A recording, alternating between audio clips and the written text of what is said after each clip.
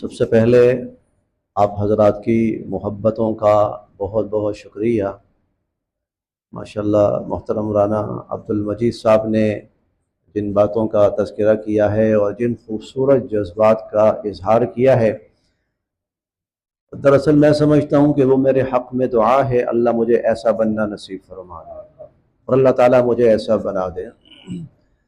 اور محترم سلیم سلیری صاحب ہیں اور تنویر اعجاز صاحب ہیں اور بقیہ جتنے بھی ساتھی ہیں، جس خلوص کا اور محبت کا مظاہرہ کیا ہے، اللہ پاک مجھے اس محبت کی لاج رکھنے کی توفیق نصیب فرمائے۔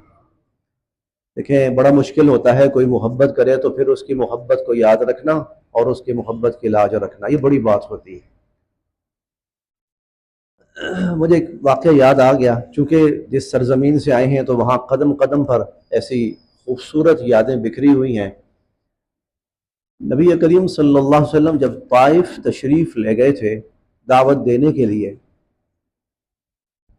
تو وہاں پر انہوں نے بہت ہی ناروا سلوک کیا نبی کریم صلی اللہ علیہ وسلم کے ساتھ، اور کبھی شکوہ نہیں آیا حضور کی زبان پر، کبھی شکوہ نہیں آیا،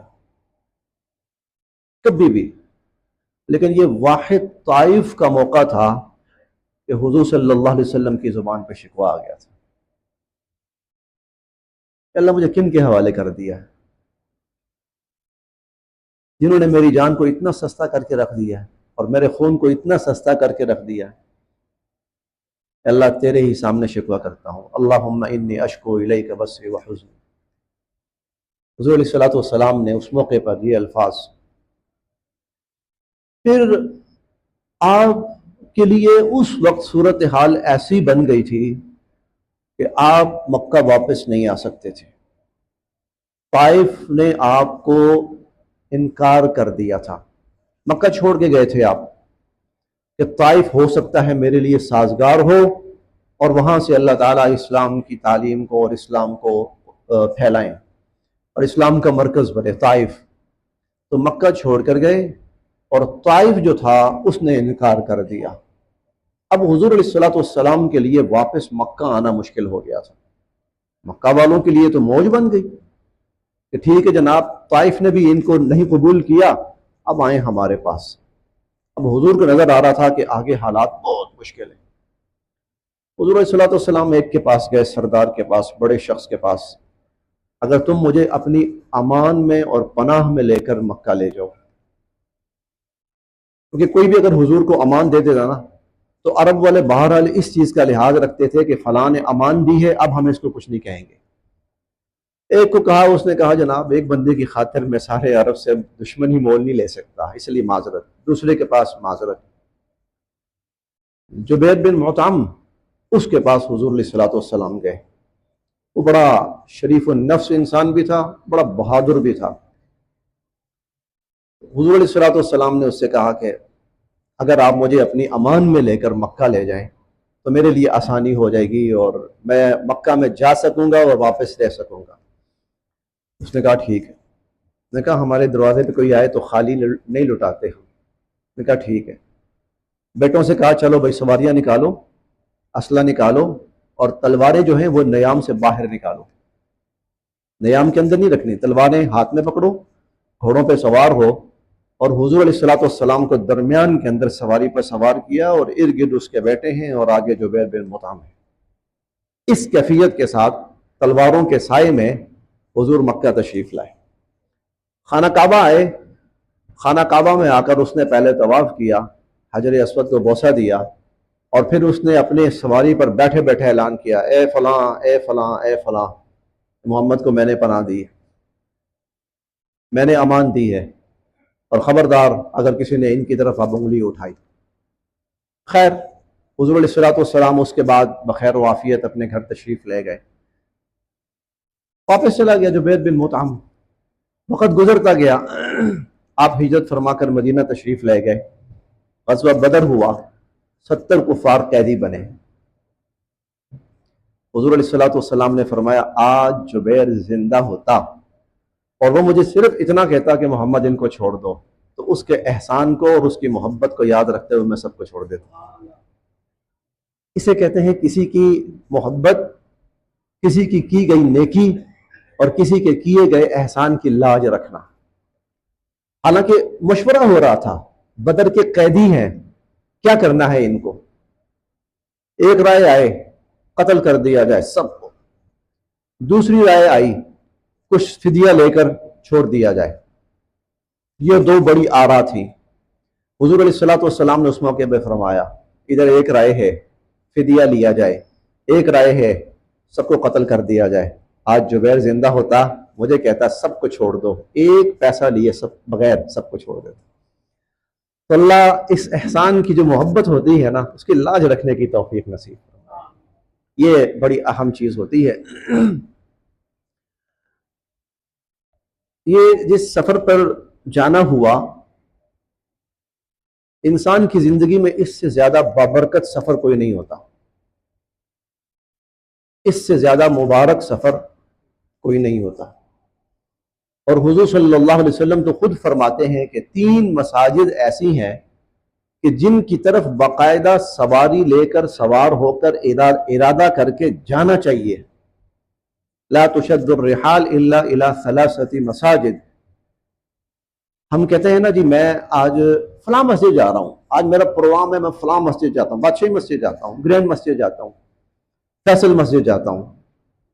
حضور علیہ الصلوۃ والسلام فرماتے ہیں 3 مساجد اس لائق ہیں کہ ارادہ کر کے باقاعدہ سوار ہو کر ان کی طرف جایا جائے۔ ان میں سے آپ نے فرمایا ایک مسجد حرام ہے، ایک مسجد نبوی ہے اور ایک مسجد اقصی ہے۔ اس کی تو ترغیب ہے کہ یہاں جاؤ، ارادہ کرو کہ وہاں جانا ہے۔ تو اس سے زیادہ مبارک انسان کی زندگی میں کوئی سفر نہیں ہو سکتا۔ تو پہلی بات تو میں یہ کہوں گا کہ جن لوگوں نے ابھی تک حج نہیں کیا تو حج کی رجسٹریشن شروع ہو رہی ہے، رجسٹریشن کروا لیں۔ یہ پہلی بات۔ اور میری یہ بات آپ کو سمجھ آئے گی وہاں جا کر، یہاں نہیں سمجھ آئے گی، یہاں نہیں سمجھ آئے گی، وہاں جا کر سمجھ آئے گی کہ واقعتاً، کیونکہ جو چیز وہاں ہے نا وہ یہاں نہیں ہے۔ جب وہ چیز یہاں نہیں ہے تو ہم اس چیز کی فیلنگ بھی یہاں پر نہیں محسوس کر سکتے۔ ہم وہ چیز حضور علیہ الصلوۃ والسلام کے روضہ اقدس پہ جب بندہ کھڑا ہوتا ہے، وہ جو احساسات ہوتے ہیں وہ یہاں میں کوئی سوچ نہیں سکتا۔ یہاں بندہ کہتا اچھا ٹھیک ہے جی سب کر لیں گے، کون سی جلدی پڑی ہے۔ وہاں جا کے کہتا ہے بہت دیر کر دی آتے آتے، یہاں تو بہت جلدی آنا چاہیے تھا۔ تو پہلی بات تو یہ ہے، جو شخص ابھی تک حج پہ نہیں جا پایا، وہ جوان ہے، وہ نوجوان ہے، وہ ادھیڑ عمر ہے، وہ بزرگ ہے، وہ اس سال کا ارادہ کر لے۔ انشاءاللہ العزیز اس سال ہی حج کی کوشش کرنی ہے اور حج کی سعادت حاصل کرنی ہے۔ پہلی بات تو یہ ہے۔ اور یہ میری بات سمجھ وہاں جا کے آئے گی، یہاں نہیں آئے گی۔ یہاں اتنا سمجھ لیں کہ کوشش کرنی ہے وہاں جانے کی۔ اور دوسری بات یہ ہے، خاص طور پر نوجوان، وہ جوانی میں حج کریں، وہ جوانی میں حج کریں۔ بڑھاپے میں جا کر حج جو ہے حج نہیں ہو پاتا، وہ بس صرف ایک کسی حد تک فریضہ ادا کرنے کی بات ہوتی ہے۔ کیونکہ جب آپ کو 10-12 کلومیٹر ویسے ہی پیدل چلنا پڑ جاتا ہے اور موسم گرمی کا ہے اور رش ہے، تو 2 کلومیٹر کے بعد جا کر بڑی عمر کا جو شخص ہوگا نا، اس کی ہمت جواب دے جاتی ہے۔ اور جب اس کی ہمت جواب دے جاتی ہے نا تو وہاں کوئی حل نہیں ہوتا۔ اسی لیے نوجوان، جوان، وہ کوشش کریں کہ جوانی میں حج کرنا ہے، بڑھاپا نہیں آنے دینا۔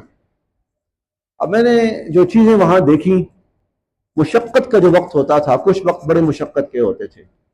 وہاں بزرگ کوئی ادھر گرا پڑا ہے، کوئی ادھر گرا پڑا ہے، کوئی ادھر گرا پڑا ہے۔ وہ جو ساتھ ان کے ہوتے تھے، کوئی ان کے اوپر پانی چھڑکاؤ کر رہا ہے، کوئی پانی پلا رہا ہے، کوئی پنکھا جھل رہا ہے۔ وہ بزرگ خود بھی اپنے لیے پریشانی کا باعث بن گئے ہیں اور جو ان کے ساتھ والے ہیں وہ بھی پریشانی کا باعث۔ اور جہاں پر رش ہوتا تھا اور وہ روک دیتے تھے لوگوں کو، اور رش کی وجہ سے لوگ رک جاتے تھے، تو وہاں اس قدر گھٹن ہو جاتی تھی کہ بڑی عمر کے جو لوگ ہوتے تھے ان کا سانس گھٹنا شروع ہو جاتا ہے۔ اس لیے اس کو بڑھاپے پہ نہ چھوڑیں۔ وہ پرانا ٹرینڈ ہوتا تھا جی آخر وقت میں بس حاجی کرنا ہے، اور حاجی جب جاتا تھا تو سب سے مل کے جاتا تھا کہ بھئی اب زندگی کا آخری کام حاجی ہی ہے، زندہ آ گیا تو ٹھیک ہے، نہ آیا تو السلام علیکم۔ نہیں، اب وہ وقت نہیں ہے۔ اب جو سہولیات کچھ اس طرح کی بھی ہیں کہ آدمی جاتا ہے اور آتا ہے اور اللہ پھر لے کے جاتے ہیں، تو جوان جو ہے وہ اٹھیں، وہ کوشش کریں کہ اس چیز کو بڑھاپے کے لیے نہیں چھوڑنا اور بڑی عمر کے لیے نہیں چھوڑنا۔ یہ جو دل کا مریض ہوتا ہے نا، دل کا مریض، وہاں پر جب رش بڑھ جاتا ہے اور خاص طور پر مطاف کے اندر بسا اوقات بالکل انسان پس جاتا ہے، تو وہ آ کر اس کے بعد 2 دن تک طواف کے لیے نہیں جاتا۔ نہیں یار، میں تو مرتا مرتا بچا ہوں، میں تو بس جان نکلتے نکلتے میری بچی ہے۔ مشقت ہے۔ اس لیے ایک بڑی عجیب بات ہے اس حج اور عمرہ کے لیے، اور یہ بات میں پھر کہوں گا کہ وہاں جا کے صحیح معنوں میں سمجھ آئے گی۔ ہم نماز کی نیت کرتے ہیں تو دل میں یہ ہوتا ہے 4 رکعت نماز، اور ظہر کی ہے یا عصر کی ہے، جماعت ہے اور پیچھے سے امام کے اللہ اکبر۔ روزے کی نیت کرتے ہیں تو کچھ الفاظ بھی ہمارے ہاں معروف ہیں، وَبِصَوْمِ غَدٍ نَوَيْتُ مِنْ شَهْرِ رمضان، کہ میں رمضان کے روزے کی نیت کر رہا ہوں۔ آپ زکوٰۃ دیتے ہیں تو زکوٰۃ آپ کسی کو بھی دے دیتے ہیں نیت۔ واحد حج اور عمرہ ہے جس کی نیت الگ ہے، اس کی نیت الگ ہے۔ اس کی نیت کیا ہے؟ عمرے کی نیت یہ ہے، اللہم انی ارید العمرہ، اللہ میں عمرے کی نیت کرتا ہوں، ارادہ کرتا ہوں، فیسرھا لی، اللہ آسان کر دے۔ روزے میں نہیں ہے اے اللہ آسان کر دے، نہیں، روزے میں نہیں ہے، نماز میں نہیں ہے اللہ آسان کر دے، حج اس میں روزے میں رمضان میں نہیں ہے، زکوٰۃ میں نہیں ہے، اور کسی عمل کے اندر نہیں ہے اللہ آسان کر دے، صرف حج کے اندر ہے اور عمرے کے اندر ہے۔ حج کا ارادہ کیا ہے؟ اللہم انی ارید الحج فیسرہ لی، اللہ آسان کر دے، یا اللہ آسان کر دے۔ کیوں؟ یہ جب آپ وہاں جائیں گے نا پھر آپ کو پتا چلے گا کہ بار بار بار بار آسانی کی دعا کیوں مانگی گئی، اس لیے کہ ایسی مشقت آ جاتی ہے بسا اوقات کہ انسان کی جان خطرے میں ہوتی ہے، اس لیے آسانی۔ 12 کلومیٹر آپ کو اچانک چلنا پڑ جاتا ہے، 15 کلومیٹر آپ کو اچانک چلنا پڑ جاتا ہے، گرمی کا موسم ہے، دوپہر کا وقت ہے، رش ہے، ازدحام ہے، کوئی سواری نہیں ہے، یہاں کیا ہے؟ اللہ آسان کر دے۔ شروع یہاں سے۔ آپ انشاءاللہ جب حج کی ٹریننگ شروع کریں گے نا، جب حج کے لیے جو بھی شخص جائے گا ٹریننگ شروع کرے گا، تو وہ حج کی ٹریننگ شروع ہی یہاں سے ہوتی ہے۔ فیسرہ لی اور فیسرھا لی، اللہ اس کو آسان فرما دیجئے، اللہ حج کو آسان کر دیں، اللہ عمرے کو آسان کر دیں۔ تو اور جو نوجوان ہیں ان کے اندر اتنا سٹیمنا بہرحال ہوتا ہے کہ وہ اس مشکل کو برداشت کر جاتے ہیں۔